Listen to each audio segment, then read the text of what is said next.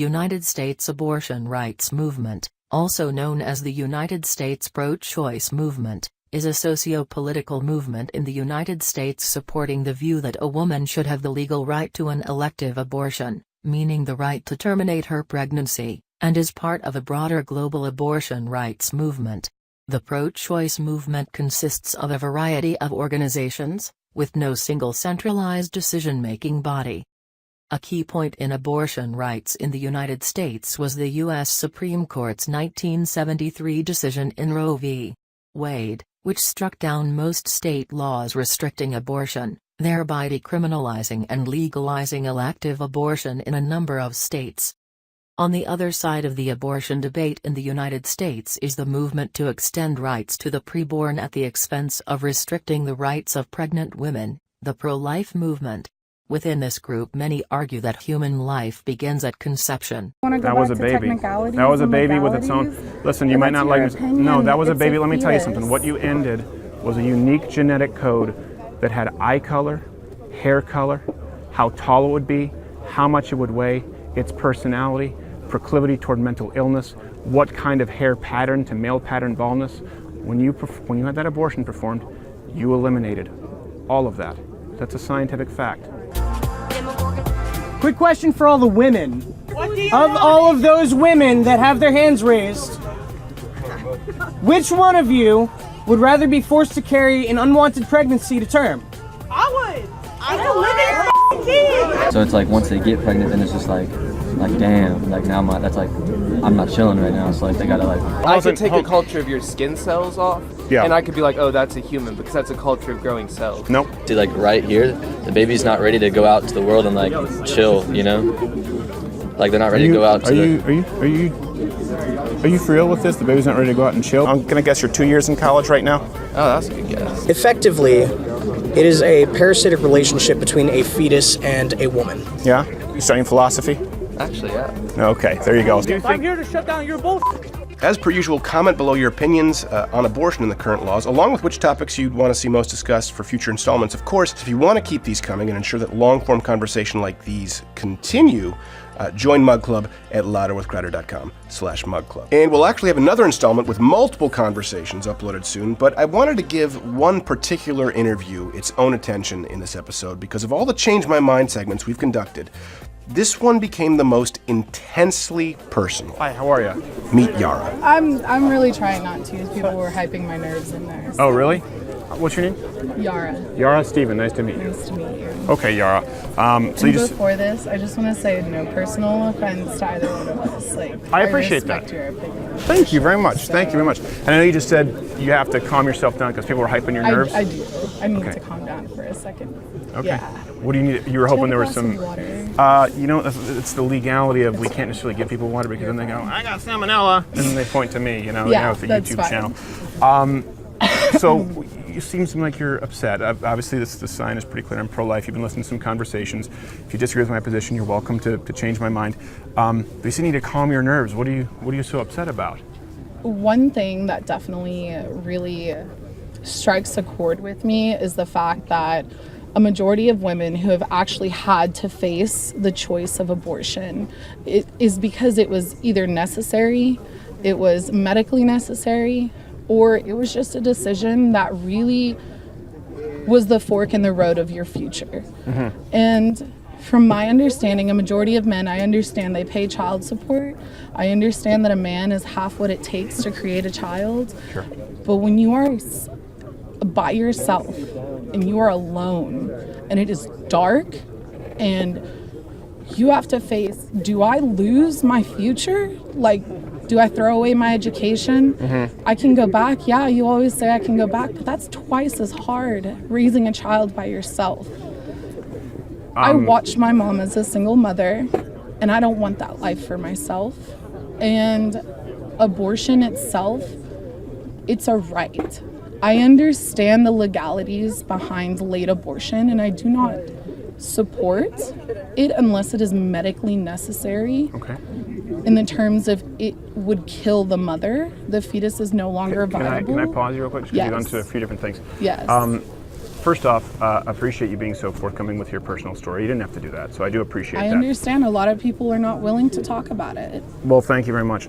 As far as yourself, if you don't want to be a single mother, go through that life, don't have sex, use contraception. See, I'm not against choice. I believe there are 4 choices. Abstinence, contraception, motherhood, adoption. I'm just against the, hold on one second, I'm just against the one that involves killing another human being. And I think it's very important here to go back to the very first thing that you said, which was most abortions are medically necessary, and then you said, or it's a fork in the road in determining your future. Conflating those I think is pivotal because most abortions performed are not medically necessary. You're right with the second half. Most are performed because the mother at that point doesn't want to deal with the consequences of her previous actions. Can I pause you right there real quick? Sure. Going back to the 4 choices that you just said, abstinence, which right now let's realistically look at the rates of teen sexual activity, that's not happening. And it's especially no, hold on. In this state, we do not recognize sex education for what it is. We decide to teach abstinence instead of safe sex, and that's been proven to not work. Yeah. Contraceptives. Birth control is a hormone. It will change my hormone balance. It physically changes my body. And in some cases, it can do more harm than good. There are some women who can't take it, who can't handle it.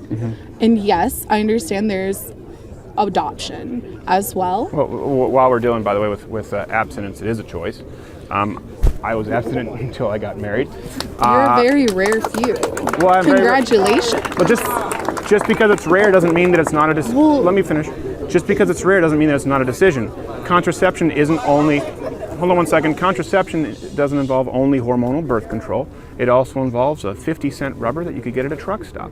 That rubber is not 100%. You're right, it's not 100%. And every time you engage in sexual intercourse, you know that you are engaging in an activity that could lead to a baby. And I understand that, but then there's also the fact and then we said motherhood, adoption. You can continue with those. Well, I mean, if you want to get into adoption, let's look at the thousands of babies who are in the foster program right now. I mean, I understand not having late-term abortions unless it's medically necessary, but my whole point is women who are pro-choice make this decision, and anybody who wants to argue on a religious basis, at the end of the day, I haven't. Not you. I'm just saying a majority, like not a majority, a portion of people who do want to make that religious argument. They're not here. That's irrelevant. So let's just talk about the science. Well, then in that case, on adoption, let's go back to that. Adoption. Okay. So those children are still in the foster care program right now. Theoretically speaking, let's say abortion was completely taken away. What happens with the influx of births that are going to occur? What's going to happen with the women who don't want those children, who initially didn't want that child, and do give them up for adoption? And we have a huge surplus of more children in the foster care program who then will not be adopted, just as the many thousands that are in it right now. So, can I answer that? It sounds to me, first off, like a lot of absolvement of responsibility. But just because someone is a burden, is that how we place value on human life? If someone is more burdensome because they're unwanted, they have no intrinsic value as a human. Do you want to be realistic? No, I want to determine what. But I'm saying like in the sense of burdening. Yeah. We don't want to take the burden. I know it's a different topic, but it's just something similar. We don't want to take the burden of some of our mistakes on a day-to-day basis, but yet it's not as polar opposite as this right now. As in the sense of like, I can't bring up other topics because then we're going to get off topic. Yeah, so we'll get off topic. Go ahead. Yeah, it sounds like we're absolving women, both women and men, by the way. I don't know if you consider yourself, a feminist at all, or but I certainly wouldn't let men off the hook as you are right here. Listen, both women and men have a responsibility to either be abstinent, use proper contraception. It's 2018. I don't believe for a second that people are not aware of the contraception methods available to them. And then also be parents and provide a baby for adoption. Yeah. And there are plenty of services out there. It sounds to me like absolving people from a lot of responsibility, and again, none of this is okay if it's a human life. Some of those government services that should help deter women from wanting to have an abortion are not as easily acceptable as everybody thinks that they are. Just because you make a certain amount of money per year means that you don't qualify for the government aid, the health care, programs that are available, I don't qualify for them. I slipped through the cracks because I am right in the middle. So because I had nobody to help me, and yes, I can be another person on government subsidies as well as my child. But do you really want to pay for those subsidies? I don't have a child. I'm saying theoretically. Okay. Do you want to pay for my subsidies that I would be requiring from the government? No, of course not. You don't? No? No. Okay, and I know where this is going now. We're going to go and say, well, you're not really pro-life unless you support insert socialized program here. Not necessarily. The difference is I'm pretty consistent across the board. I'm pro-life, meaning you cannot kill another human being inside the womb or outside of the womb. So I think the pivotal question becomes, you talk about the choice. And now we've provided 4 choices. You just believe that it's a human right to provide a 5th choice. So in that case, I think it's very important for you to, I guess, explain to me why that's not a human life. That's not necessarily something that you can explain according to biology. Sure it is. Technically, you can say that it is a human life, but I'm not going to get into that conversation because you can tail dog me all day long on it. No, I think. Hold on a second. Doesn't that matter? Isn't the most important question, if you are potentially killing a human being? When do you believe that when do you believe that the point of life hold on a second. Let me continue on. I will answer that question, but let me continue on this logic trail here. If you are advocating for abortion, and we both acknowledge that it could be potentially ending a human life, isn't it important for you to be able to prove that it's not? Why is it okay to end human life only when the government says that we can? It's not okay to end human life against one's will. Do you know what the army does every day? Well, listen, we're talking about wars. We're talking about wars, and we're talking about self-defense. And millions killing of an innocent die. child. Killing an innocent child. Okay? Let me ask you this: you approve of that? No, I don't approve. Okay, so then you wouldn't approve of it happening in a womb, correct? I don't approve of you saying that a child in a womb is going to be the de facto of what happens in my life, because if I decide if I'm forced to carry I don't appreciate a person killing another human being. So I get that you say I don't want you to have a say in my life, but I don't want to have a say in your life. I only want to have a say in that life. By changing the legalities of the laws that I live, the laws that affect me and the millions of other women that have to have the abortion, because let me tell you right now, have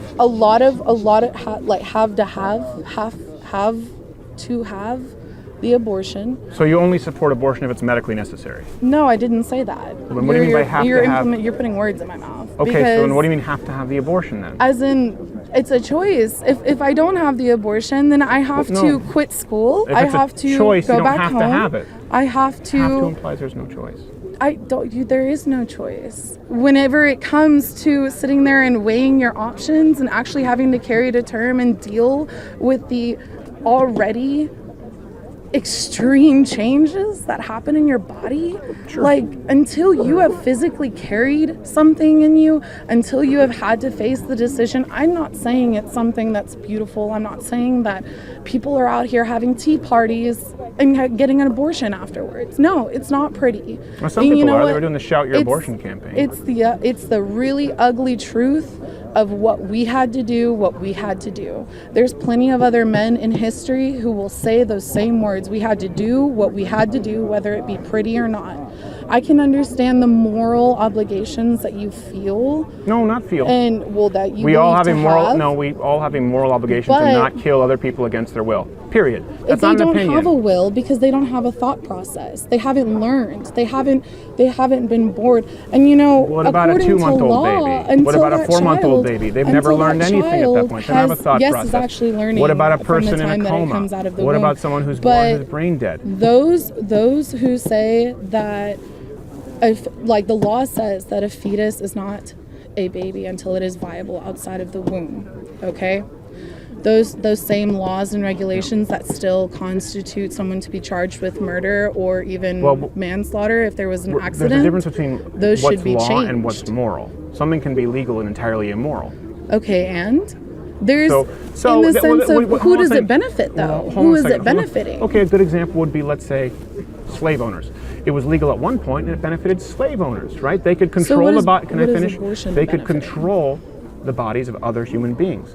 Abortion only benefits the people who are killing other lives, often out of convenience. It certainly is harmful to the baby inside of the womb. So I do think it's very important here for you to define what constitutes a human life. Why is that baby, let's say, in the womb? It seems for you, your definition is viability. What constitutes a human life? When is it okay?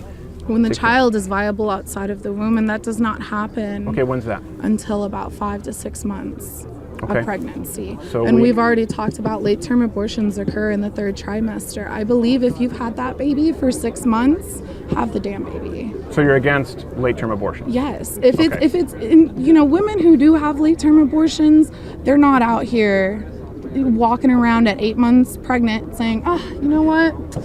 I don't feel like having this baby anymore. Let's just get rid of it. Sure they are. No, they're not. That's almost all late-term abortions. There's a majority that are medically induced and necessary. No, not a majority. Well, whatever ones As a matter that of are fact, not, nearly then those never, are not nearly supported. never is a late-term abortion. Then those medically are not what necessary. I support. Okay, so you would be against late-term abortions. If it's not medically necessary, yes. Sure. Okay, so you would be against most late-term abortions. If they're not medically necessary, yes. Okay, so are you aware of the Born Alive Survived Abortion Infant Protection Act that just was presented and all major Democratic presidential candidates voted against? What are you talking about? So here, let me present you this bill, because it sounds like we might find some common ground here. This is a bill proposed for babies who survive abortions. In terms, what term were they aborted? At what point?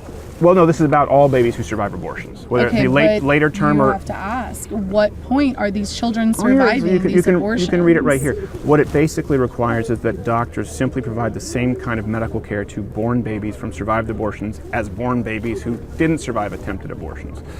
Every major DNC candidate voted against that protection. What would you say to that? Does that make it moral?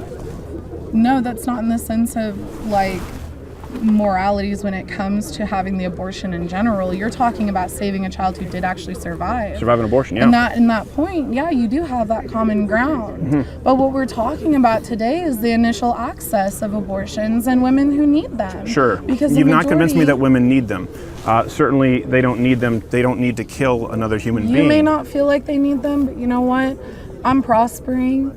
I'm actually out here, I'm creating a life for myself, and I'm hoping to make a future for myself, and other women are on the same page as I am. Are you saying that you've had an abortion? Is that what you're saying? I'm not going to say that publicly, because okay, well, you just came out here and said, you just said I'm prospering, you just brought up abortion, so I'm confused as to the train of logic. Why does that matter? Yeah, I did. Okay. You know what? I had to sit in that chair, and I had to face the facts that yes, what I was doing was something that was going to change my future, and it did.